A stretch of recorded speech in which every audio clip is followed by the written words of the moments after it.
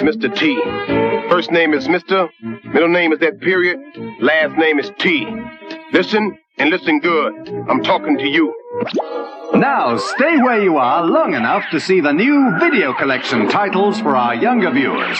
Titles like... Oh, Mr. T. The Unstoppable Mr. T. The Almighty Masters of the Universe, featuring He-Man. Room service, this is the Maharaja of Fukaji. Calculating Cool Top Cat. Room service. What took you so long? The Mighty Ataman. Anybody here? Anybody here? Yogi Bear. And many, many more hours of fun. Abracadabra kaboom! Uh-oh, I goofed again. Oh, well, you can't win them all.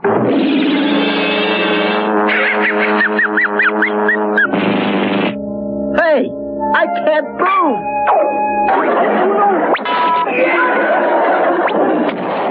All these cartoon moments are available now at a new low price. The Video Collection. Quality entertainment for every generation. Fun worth waiting for.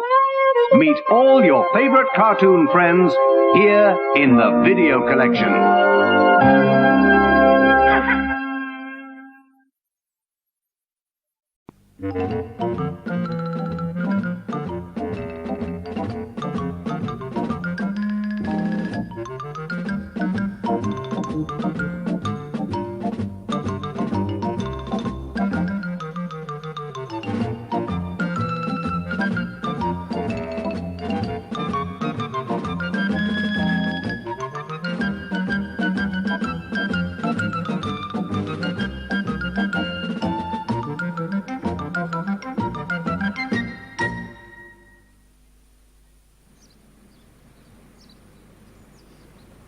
It was Saturday morning in Festive Road. Coal was being delivered, and boys were playing with wooden swords. Everything was very ordinary. This is an ordinary street. At number 52, the postman arrived with a letter. Number 52 is Mr. Benn's house, and Mr. Benn was at the front door to meet the postman. The letter was an invitation to a fancy dress party. Mr. Benn wasn't really very fond of parties, but he did like fancy dress. He put on his hat and coat and set out to search the shops for something special to wear. He tried the big shops.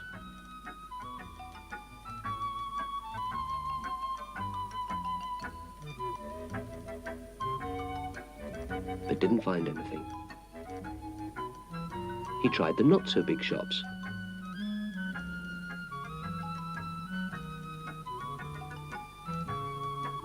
Still, he didn't find anything. He tried the small shops in the side streets. Everywhere, it was the same story. No fancy dress, only ordinary, everyday clothes. But at last, in a back lane, he found a little shop with all sorts of interesting things to wear. In the window was a suit of bright red armour. Mr. Benn went into the shop. As if by magic, the shopkeeper appeared. "Can I help you, sir?" he asked. After looking quickly round the shop, Mr. Benn said, "I wonder if I might borrow that suit of red armour." The man seemed pleased. "Of course," he said. "Would you like to see if it fits?" And he pointed to the door of the fitting room. Mr. Benn carried the armour through the door and found he was in a small room. Quickly, he changed into the armour.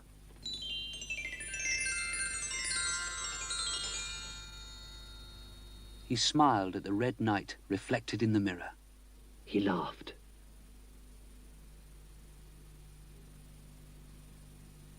Then he noticed another door. "Well," said Mr. Benn, and he walked through the second doorway.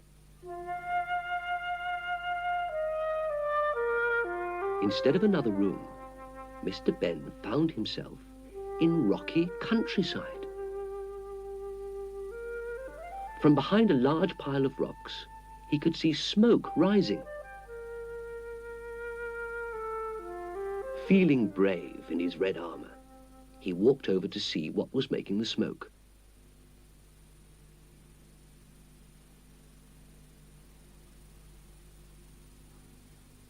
He climbed the rocks and found the smoke was coming from a dragon. Quite a large dragon. Gosh, thought Mr. Benn, somebody else in fancy dress. And he called down, "Hello, that's a good outfit. How do you make the smoke?" The dragon looked up. "You can't fool me," he said. "I know you've been sent to kill me." Kill him? Thought Mr. Benn. And he realized that it was a real dragon. A sad, very sad dragon.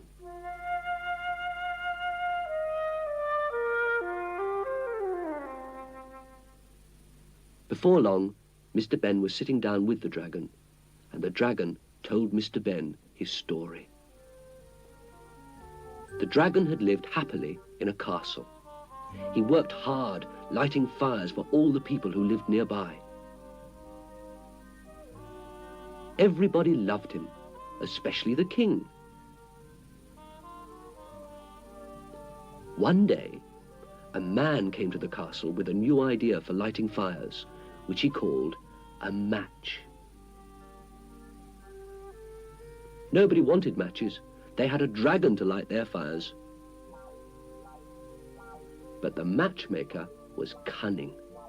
He set fire to a barn or two and saw that the dragon got the blame. He caused so much trouble that the poor dragon was made to leave the castle. Then everybody had to go to the matchmaker and buy matches. To make matters worse, the king's favourite white horse had run away at the same time, and the dragon had been blamed for this as well. He was being blamed for everything.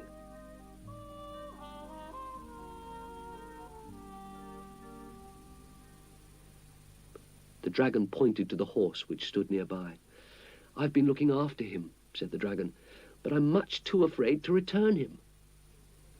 "I'll help you," said Mr. Benn. "Show me where the castle is and I'll tell the king the true story." The dragon was delighted, and they left almost at once.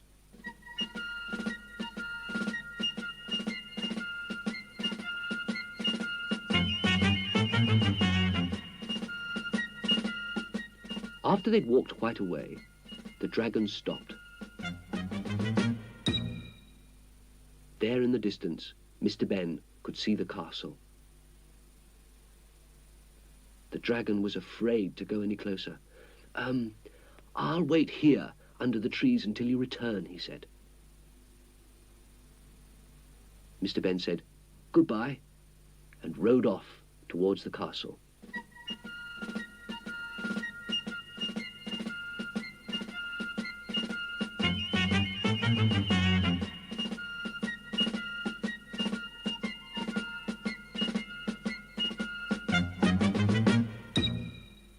At the castle, the guards saw Mr. Benn approaching.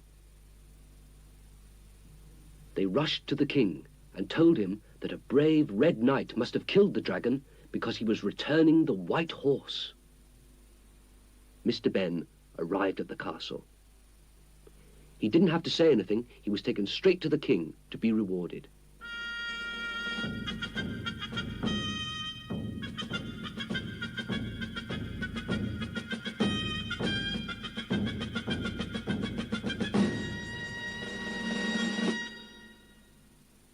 The king listened while Mr. Benn told him the dragon's story. The king had missed the dragon and was delighted to hear the truth. Nobody liked the nasty matchmaker. He was making his matches more and more expensive because he knew that people had to have them.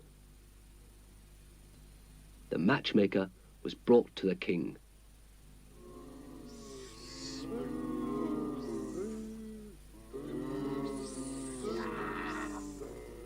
The king ordered him to prison until he thought how to punish the rascal. The guards took him to the deepest, darkest dungeon.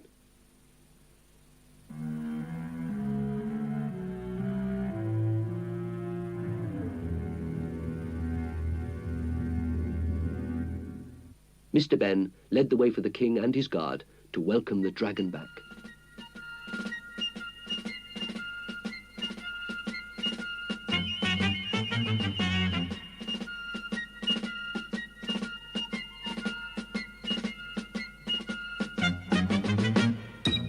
They stopped before they reached the dragon's hiding place, in case they frightened the dragon. The king and the Red Knight walked to the trees. The king told the dragon how sorry he was for all the dragon's troubles, and how happy he was to see him again.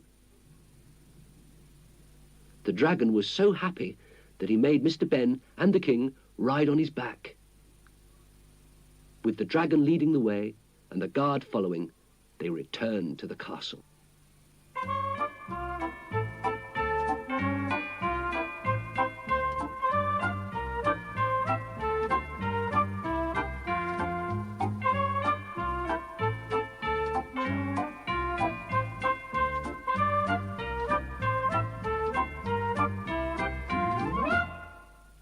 Everybody came to the castle to welcome the dragon back, and the king made a speech. He explained how the matchmaker had caused all the trouble, not the dragon. He said that matches were better for most people, and that everyone could have the matches they needed free. The matchmaker would make the matches for nothing as his punishment.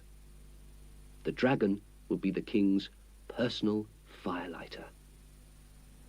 Then the king said they would have a feast, and the Red Knight would be the guest of honor. Everybody started to get things ready for the feast.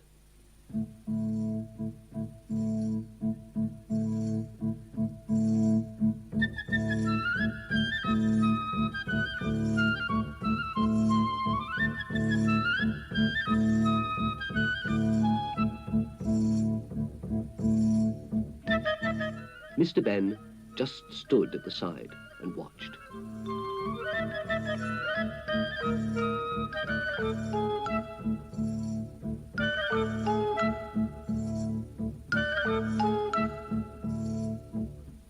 A man appeared nearby. And Mr. Benn wondered where he'd seen him before. "Would you like to change for the feast, sir?" the man asked. And he took Mr. Benn to a nearby door. "You'll find the other clothes inside, sir," he said. As he stepped through the door, Mr. Benn found he was back in the changing room of the shop. He took a last look at the Red Knight in the mirror. And he changed into his own clothes again.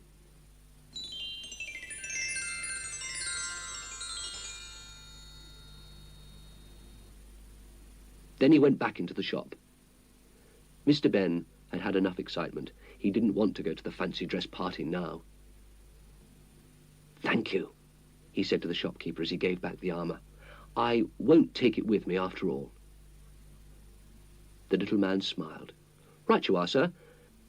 Shall we be seeing you again?" "Oh, yes, I'll be back," said Mr. Benn from the door. "Very soon," he added. As he walked back down Festive Road, Mr. Benn thought about his adventure.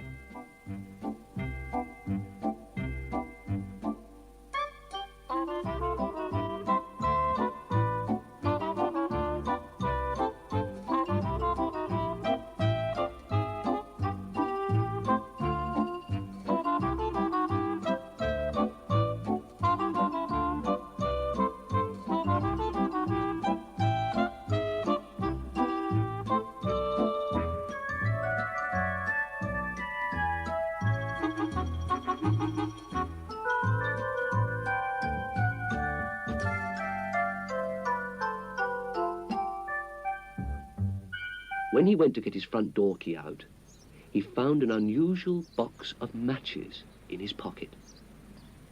He smiled at the picture on the box. How nice, he thought. I'll keep them carefully, just to remind me.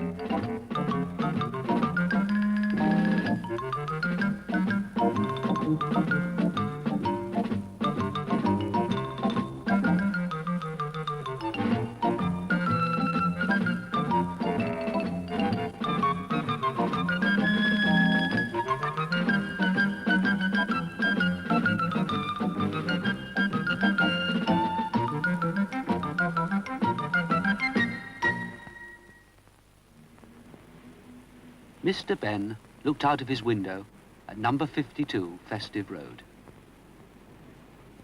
It was a very ordinary street. Not a lot was happening. Mr. Leslie was showing some plants to Mr. John. Ladies were talking.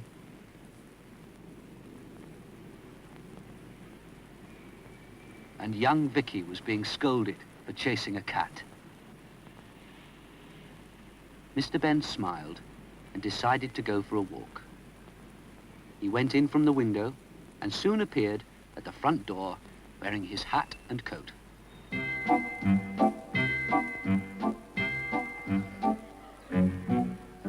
At first, Mr. Benn walked in the park at the end of the road. He sat for a while and watched the birds in the trees. And dogs who seemed to be taking their owners for walks.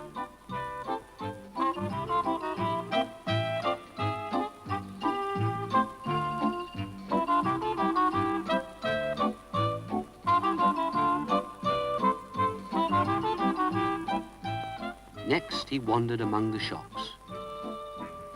He looked in a pet shop window. Nearby was a florist's. Mr. Benn looked in there as well. As he walked on, he recognized the lane which he'd strolled into. It was the lane with the unusual costume shop, the shop which adventures could start from.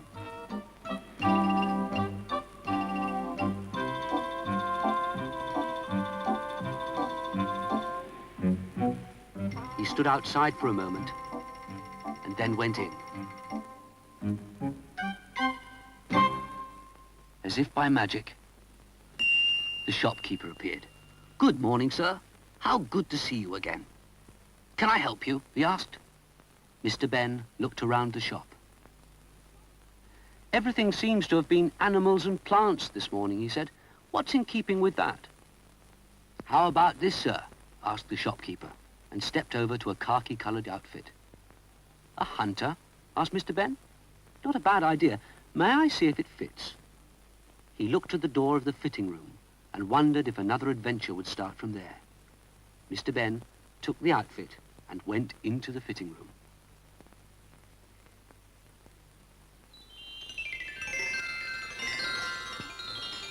He was soon changed, and he looked at himself in the mirror.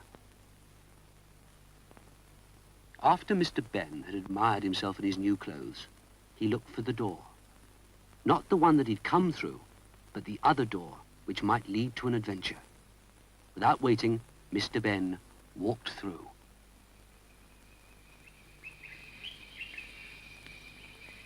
Outside the door, Mr. Benn found himself in an open space in the jungle.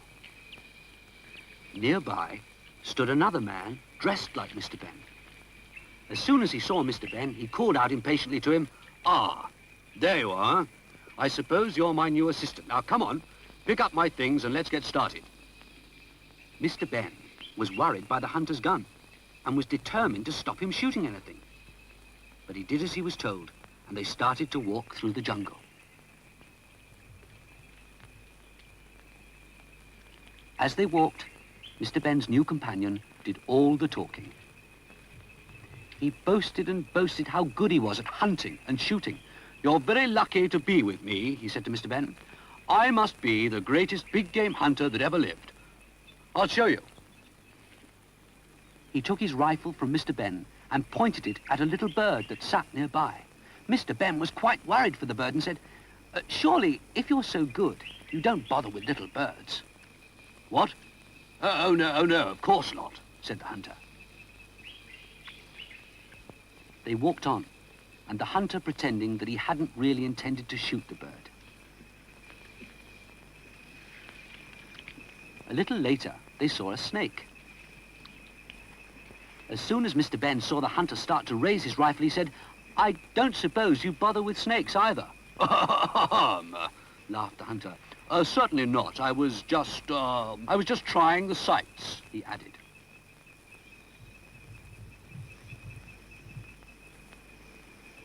They walked on and came to a hill with a deer standing on it.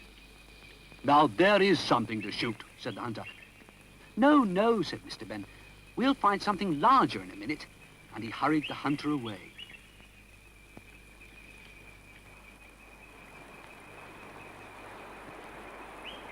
For a while, they stood by a river. Mr. Benn was glad that the hunter was content to watch the fish without wanting to shoot them.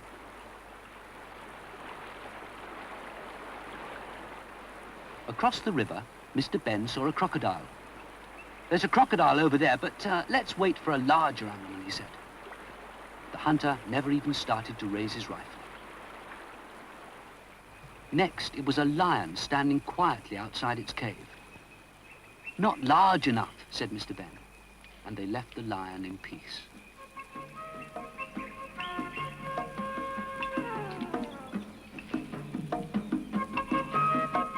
After that, it was a giraffe. "Tall," said Mr. Benn, "but not really fat enough for the greatest big game hunter." "Perhaps not," said the hunter, and didn't bother to shoot. By now, both the hunter and Mr. Benn were hungry. They sat down in an open space to eat. While they were eating, a hippo wandered by. The hunter wanted to get his rifle. "Stop!" called Mr. Benn. "I know that hippo is big, but he's not the biggest animal, and only the biggest is good enough for the greatest hunter." "Right," said the hunter, and they finished their lunch.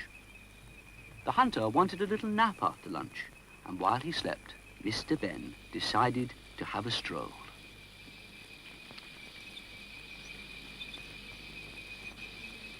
He wanted to think. So far, he'd saved the animals, but how would it all end? As he walked, he felt the ground shake under his feet. The further he walked, the more it shook. In the end, it shook so much that Mr. Benn fell over. Then Mr. Benn could see a herd of elephants all shaking with fear. Mr. Benn managed to calm them enough to be able to stand up again. "You've saved the other animals, but we're the largest. We're certain to be shot," said one of the elephants. "I've been thinking," said Mr. Benn. "You've just helped me find the answer. Listen to my idea." The hunter was just waking as Mr. Benn arrived back and was eager to get on with the hunt.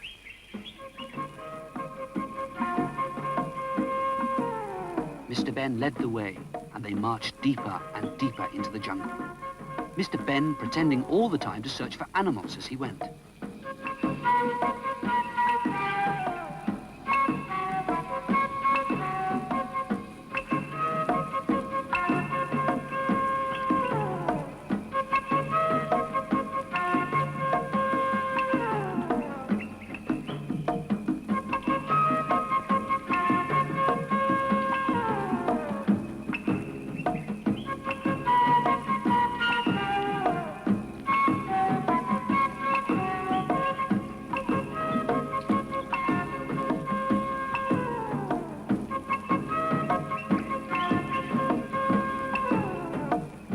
They came to a clearing and stopped.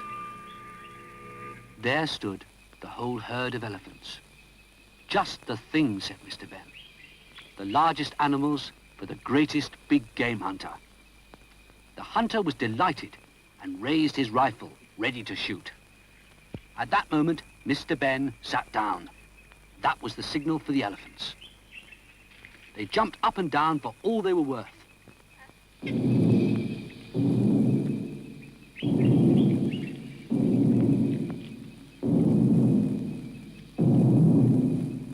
The ground shook and shook and shook.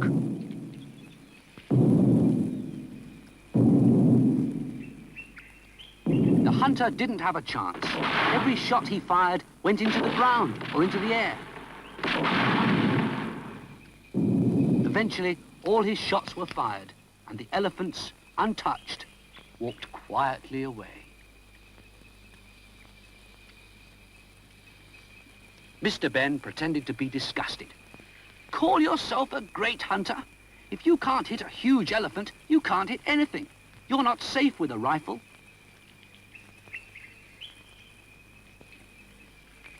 Then, more kindly, he said, why don't you sell the rifle and buy a camera?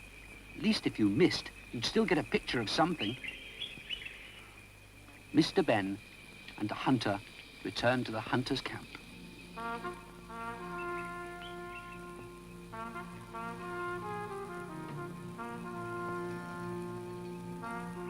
There, believe it or not, was a man selling cameras. Mr. Benn smiled. He thought he recognized the salesman. Put the things in the tent and help us choose a camera, Mr. Benn was told.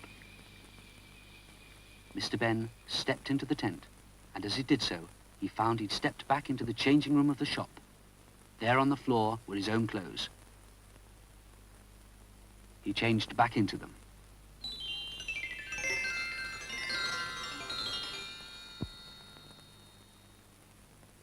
Mr. Benn went back into the shop and returned the hunter's outfit. I never did help choose a camera, he said. No, but judging by this, he chose well, sir, said the shopkeeper. And he gave Mr. Benn a photograph. May I keep it? Asked Mr. Benn. Certainly, said the shopkeeper.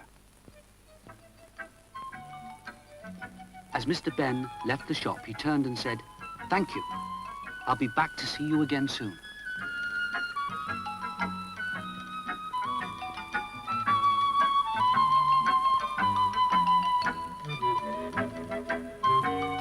Mr. Benn had enjoyed his adventure, but he was happy to be back in Festive Road.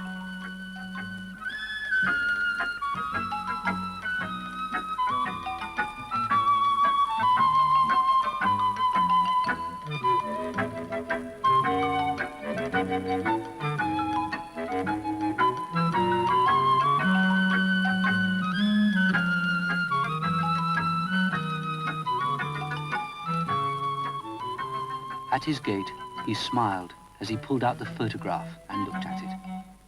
I'll always keep it, he thought, just to help me remember.